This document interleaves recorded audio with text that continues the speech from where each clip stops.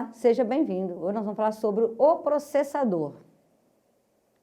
Bom, então nós já vimos aí nas outras séries, né, que o processador é a unidade central de processamento, né, conhecido como a CPU, que é exatamente, né, uma representação, é um chipset, uma plaquinha, né, e é o responsável, né, por todo o processamento, né, dos sistemas computacionais e hoje dispositivos eletrônicos em gerais, tá?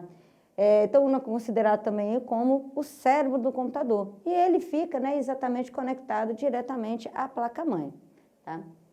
Bom, então, como dito, né, ele é considerado o cérebro do computador. Né? A sua principal característica é exatamente a execução de todas as operações do dispositivo, né, em relação, né, às instruções que são recebidas através da memória principal.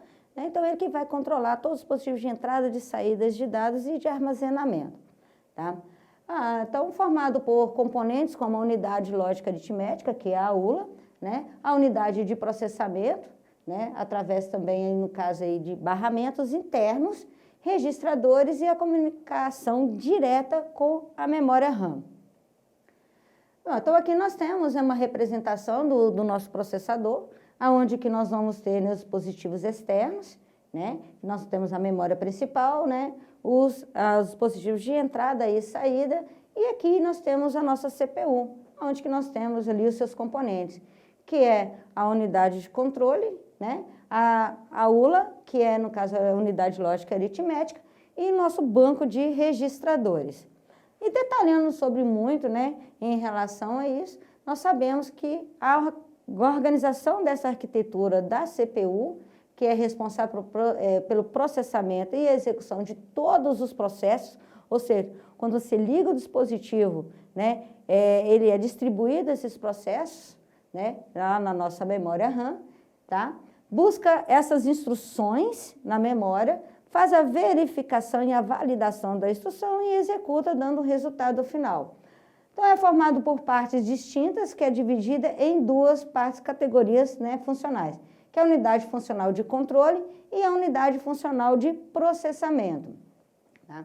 Então, nós temos aqui, né, a nossa arquitetura, né, onde que nós vamos ver, né, a unidade lógica e aritméticas, né, e os outros dispositivos em relação às suas arquiteturas. Então, uma delas aí nós vamos ver a unidade funcional de controle, que vai ser responsável pela busca de instruções lá na memória principal e será executada armazenando, né, esses resultados em um registrador da CPU. Então, nós temos aqui, né, um ciclo, né, de instruções, onde que nós vamos ter o registrador de instrução, né, que vai ter a função de armazenar a instrução que vai ser executada pela CPU, vai dar a entrada, né, para os decodificadores de instruções, ou seja, cada instrução ela vai ser identificada, pois são milhares de instruções que a CPU executa ao mesmo tempo, e cada uma delas vai ter sua própria identificação única, né, que nós chamamos de ID, e que vai ser executada por um determinado ciclo, né, de clock lá, né, para a CPU. Nós temos aqui a unidade de controle, né, que no caso aqui é responsável por gerar esses sinais, né, que controla o funcionamento, né, da unidade lógica aritmética, da memória, distribuindo aí, no caso, e organizando em todas as operações internas a CPU.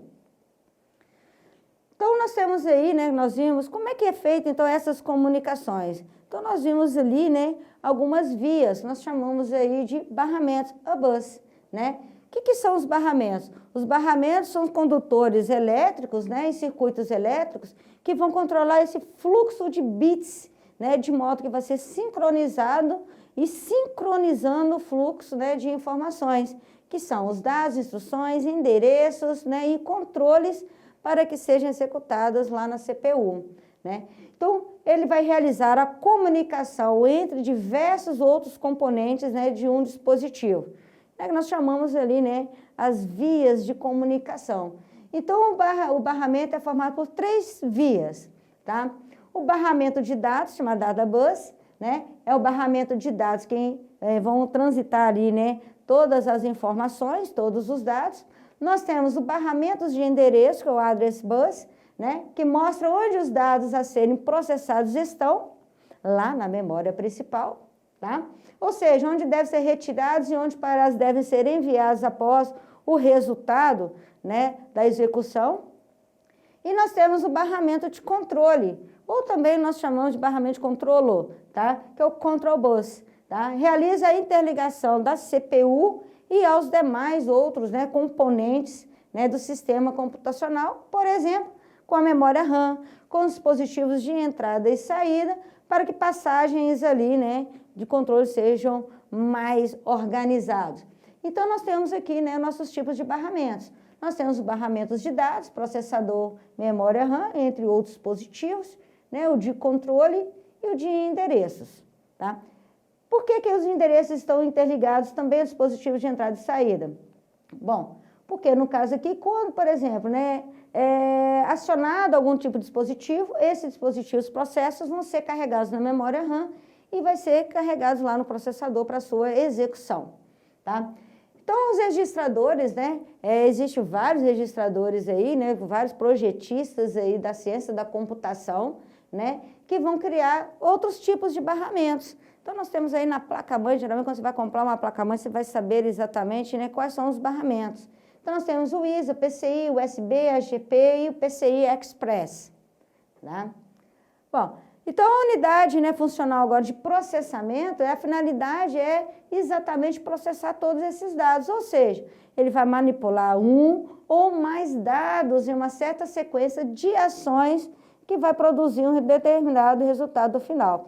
Ele vai criar ali, por exemplo, uma árvore de processos, onde que vai ter ali, né, dependências de resultados para dar um resultado final. Então, as tarefas mais comuns de processamento de dados são as operações aritméticas, operações lógicas e a movimentação de dados, né, entre a CPU e a memória principal. Então, a unidade funcional de processamento é composta pelos seguintes elementos: os registradores, o ACC e a ULA. Tá?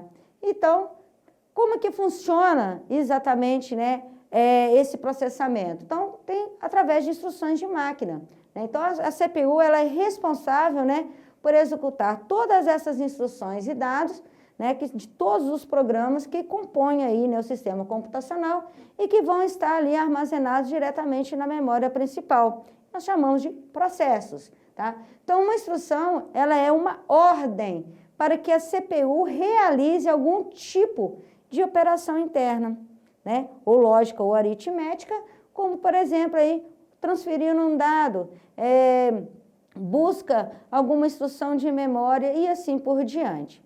Tá? Então, nós temos aí, né, como que funcionam essas instruções internamente. Então, nós temos aí o contador de instruções que vai controlar esse fluxo, né, de execução dessas instruções dentro da CPU. Então, os processadores trabalham em 3 etapas primordiais, que é a busca ou captura da instrução lá da memória RAM e que vai copiar, né, dentro do processador, usando ali, né, os barramentos, né, de dados e de endereços. Então, vai ter aqui o início, ele vai buscar a instrução na memória RAM, tá? Próximo, né, etapa seria a decodificação daquela instrução, tá? Que vai interpretar aquela instrução capturada e vai enviar ali para as unidades de execução.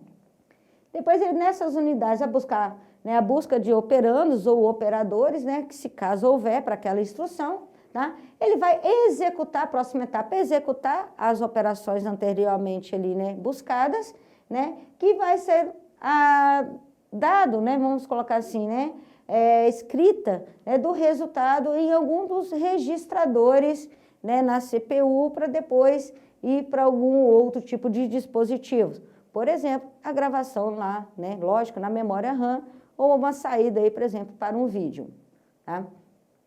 Bom, então, nós temos outros, né, processadores, hoje nós temos, né, nós vamos ver em outra trilha sobre outros tipos de processadores. Então, internamente, nós vamos falar aqui um pouco sobre o CISC e RISC, vê se aí, né? Então, o CISC são sistemas com um conjunto de instruções complexo ou Complex Instruction Set Computers, tá? Que é uma arquitetura bem complexa, sendo capaz de executar várias centenas de instruções complexas diferentes, né? E se tornando extremamente versátil, tá? E o RISC, que é o sistema com um conjunto de instruções reduzido, que é Reduced, Instruction Set Computers, né? As instruções são bem mais simples do que o processador CISC, de modo que a CPU não precisa ter circuitos complexos, né, para executar. Então, em termos de hardware, né, ele é mais barato de implementar. E nós vamos ver, né, mais à frente sobre, né, os processadores super escalares, né, e outros tipos, né, de processadores. Então, até a próxima aula.